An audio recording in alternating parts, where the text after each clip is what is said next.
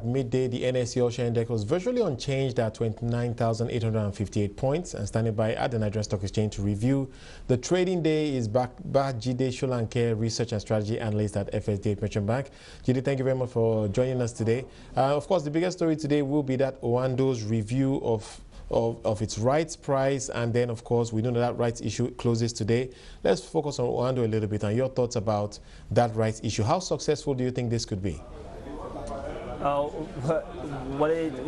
know the nature of rights. Rights ordinarily are meant for the existing shareholders of the company, and the implication is that the existing shareholders of the company, being members of the company, will support the management in executing, help to execute the growth plan that the management have put forward as explained in the right document. I wouldn't like to speculate on how successful that right will be, of course, because we get the result of what it will. Of how successful it is from SEC by the time we see the allotment and the success rate. But however, the market has been depressed, and it appears as if the only viable ways for companies to raise money is via the rights issue. As I said, it's meant for the existing shareholders who should believe in the company, not the existing shareholders. Right. But of course, a trend that we are seeing in the market right now, and we spoke about it earlier today, is the fact that rights issues are now being priced above the market price. And of course, that's an interesting dynamic. Let's focus on the market price right now. Look at a company like Access Bank, for instance. Do you think that we're going to see a rally in the share price so that it meets up with the rights price?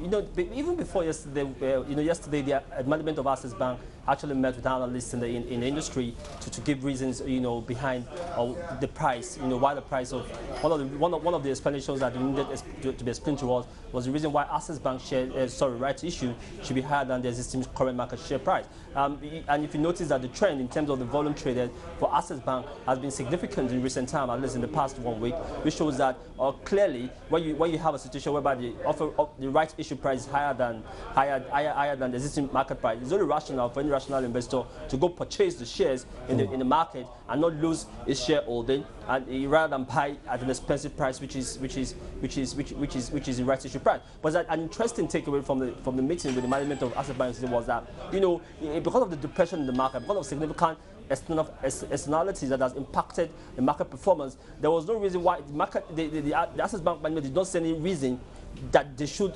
actually sell that right at below net book value. Because the argument is that the net book value is what the right issue price is, and they do not feel that they should actually offer the price at market prices, given the factors driving the share price, which are clearly beyond the company's fundamentals. So that's the two take. Well, a rational person will always want to buy, should buy the right from the market, rather than buying the right because of the price. But looking from the perspective of the management, they did not see the reason why they should price themselves down, because market price is a signal. It's a signal, to both investors and management of the company. And again, they give a commitment that they have no doubt that the right to be successful, but they're getting firm commitment from significant shareholders of Access Bank that will take up their rights. Right. I guess the rights issue really just tells you what the company thinks it should be worth, and of course the market is saying something else right now, given the issues that Nigeria is struggling with respect to the oil price and the Naira. I think a lot of people waiting on the sidelines. But let's move on and let's talk a bit about Seplat. Of course, Seplat has been in the news recently, and everyone expecting an announcement with respect to its interest in Afrin, and that acquisition perhaps would go through. And your thoughts about what that deal could do for Seplat?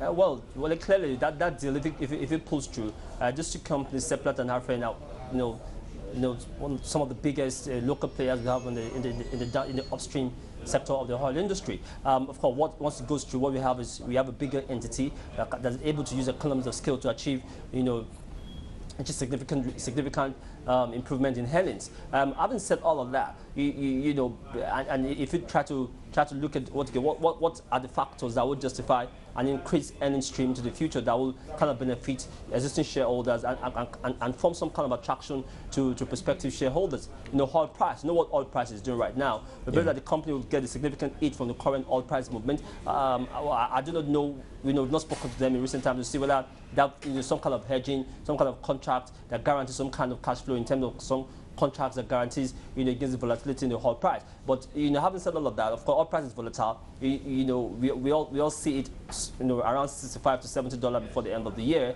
But beyond that, the nature of the commodity is a very volatile commodity. But by and large, that combination of the business of the two companies, Afrin and Seplat, will create a big player that is increasingly becoming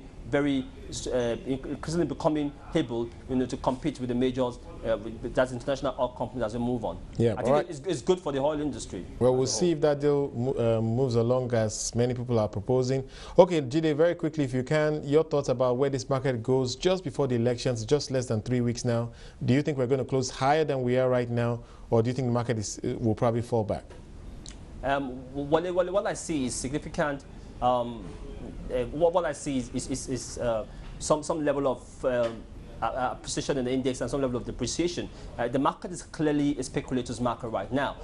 In terms of, you're looking at that horizon which you're looking at in terms of before the election, which is about 2 weeks, after the election, or in 2 weeks, in 1 week's time, that's on the horizon of a speculator. But I would maintain the fact that the market is significantly underpriced for certain sectors, for certain stocks. And if you are bullish and if you're confident about the Nigerian economy in the long run, these prices are very attractive. You should get into them. Along the way, you will be smiling to the banks. Right, so if you bet on Nigeria and you're right, you win in this market. Thank you so much, Babajide Solanke, Research and Strategy Analyst at FSD8 Merchant Bank.